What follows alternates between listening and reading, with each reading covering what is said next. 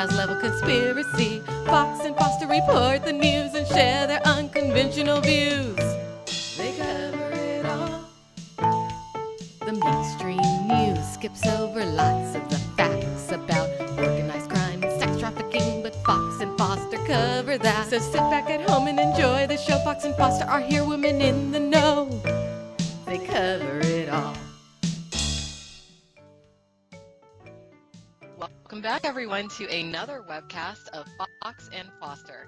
I'm Alexandra, formerly known as Monica Foster, here with my lovely co-host, Diana, formerly known as Desi Fox. How are you doing? Oh, doing great.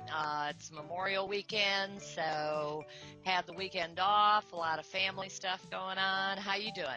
I'm hanging in there. As you know, I am still dealing with my legal issue. I actually have a court date coming up next week, and we might talk about that a little bit later. But you know what? Let's jump right in, because May of 2016 was chock full. I tell you, it doesn't get any slower, you know?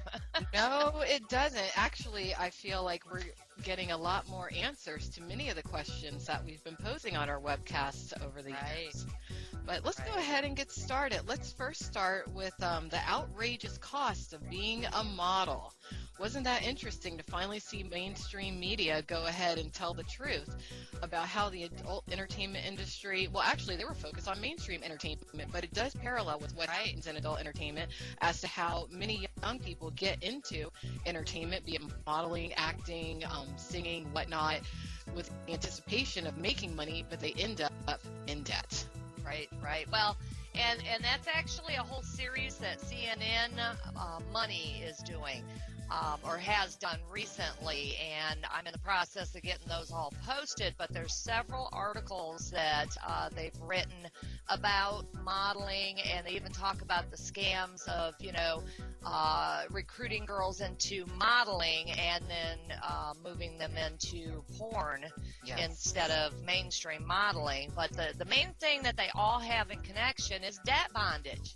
And you know about that with the Alexis Palmer story with Donald Trump. I mean, that was all about debt bondage. And that actually is what I believe prompted CNN Money to even do their explorative piece on the dark side of modeling and entertainment and being taken advantage of, because debt bondage is how they keep you, and debt bondage is also how they don't only move mainstream entertainers into pornography, but how they move mainstream entertainers and pornographic actors and actresses into illegal prostitution. Right. Just something that a lot of things that circulate around that Alexia Palmer story seem to point to.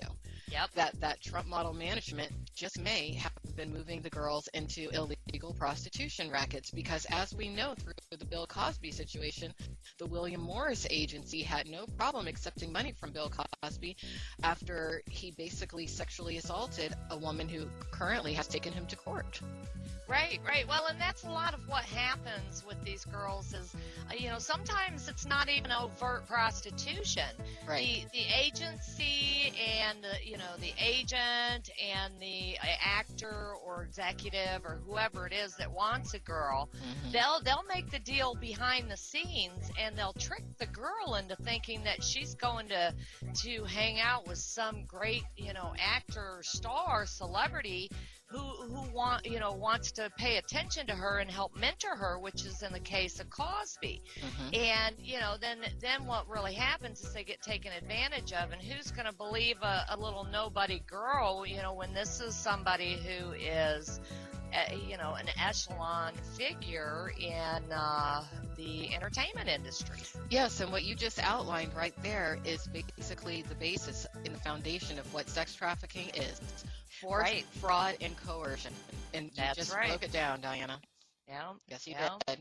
So let's go ahead and move right along. Now, you had a headline posted on your websites, and remember, everyone, if you want to learn more about what Diana and I are talking about, just visit our website, either porninthevalley.com or pornnewstoday.com. But you made a headline that says, Calvin Klein accused of pornographic advertisement over adolescent looking up models' upskirt video. What was that all about? Right. Well, I mean, here we go. It's still in the modeling world and fashion, of course, which is they're very exploitive. Yeah. And what they did, this was a ad campaign that actually they named erotica of all things. And Is it a porn convention or is it Calvin Klein or is it what it's the same? Well, think about it. Kate Moss, Marky Mark, both linked to. Oh, I know. Well, and I mean, it runs rampant in the fashion industry. You can look at especially the big names. Their perfume and clothing ads many times are very, very hypersexualized. With you'll see them with threesomes. They depict gang rapes, and in this situation, what they did was, I guess the model was actually 21. But everybody went off on Instagram talking about it because of the fact that they depicted the model looking like she was about 12. Mm-hmm. And, it's an upskirt. And the ad even talks about being an upskirt. And it says, I flash in my Calvin Kleins.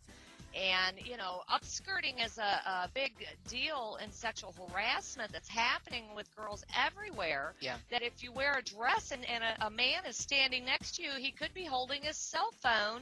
It should be taking pictures up your skirt. I mean, it is happening.